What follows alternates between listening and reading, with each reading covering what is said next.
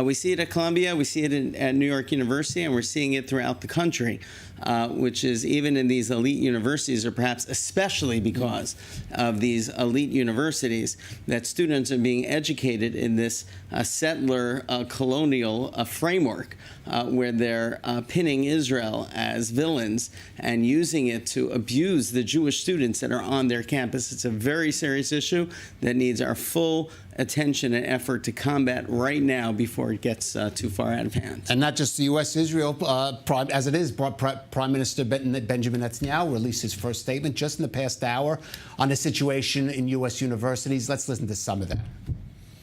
What's happening on America's college campuses is horrific. Anti-Semitic mobs have taken over leading universities. They call for the annihilation of Israel. They attack Jewish students. They attack Jewish faculty. This is reminiscent of what happened in German universities in the 1930s. It's unconscionable. It has to be stopped. It has to be condemned, and condemned unequivocally. But that's not what happened. The response of several university presidents was shameful. More has to be done. It has to be done not only because they attack Israel, that's bad enough. Not only because they want to kill Jews wherever they are, that's bad enough. It's also, when you listen to them, it's also because they say not only death to Israel, death to the Jews, but death to America. We have to stop anti-Semitism because anti-Semitism is the canary in the coal mine. It always precedes larger conflagrations that engulf the entire world. So I ask all of you, Jews and non-Jews alike, who are concerned with our common future and our common values, to do one thing: stand up, speak up, be counted. Stop anti-Semitism now. Dr. Berman, you heard it. More has to be done. Certainly local authorities have to take action, but the Jewish community and those institutions like Yeshiva University also have to be involved, and you, in fact, is involved in an initiative. Look, firstly, our students are at the forefront of lobbying for Israel and against anti-Semitism. They're in Washington. They're speaking to our congressmen. We bring Congress back to Yeshiva University for them to hear from us directly. We are at the forefront of this effort. And we see, as Benjamin Netanyahu just said, the students and faculty of other universities, I can't tell you, our enrollment has shot up.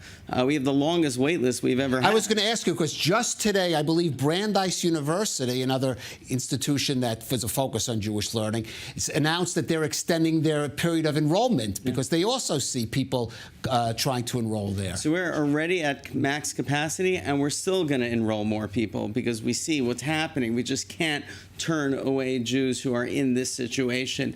We're opening up our honors programs. We're opening up our enrollment even further. But it's not just students, it's faculty. We have faculty from around the country, top-tier faculty, are talking to us and asking how can they start Yeshiva University. We had an MIT professor of computer science who left MIT in the fall, and he started at Yeshiva University in the spring. This is the feeling that students and faculty, when they're seeing what's out in the country, they don't want to be part of universities that are not just are bringing hate against them, but are really threatening. The important point for us, of course, is we can't hold all of the Jewish students in the country.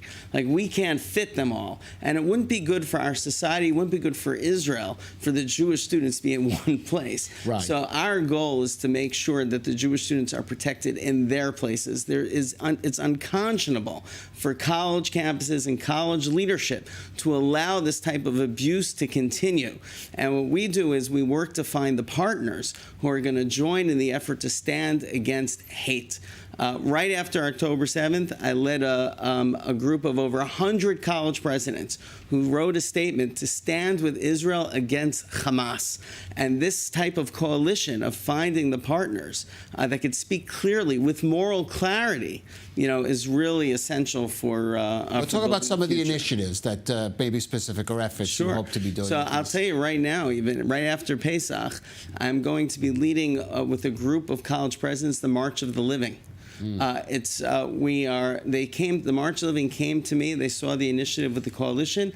They said, can you bring presidents to lead the March of the Living, which is so important, so college presidents see what happens when hate is met with indifference. And this is the lesson that they have to see, internalize, and then spread and teach. It's essential. So these are the kinds of things we're doing to find the partners who are going to then go back to the universities to educate, to fight against hate, and to stand up when anti-Semitism rises.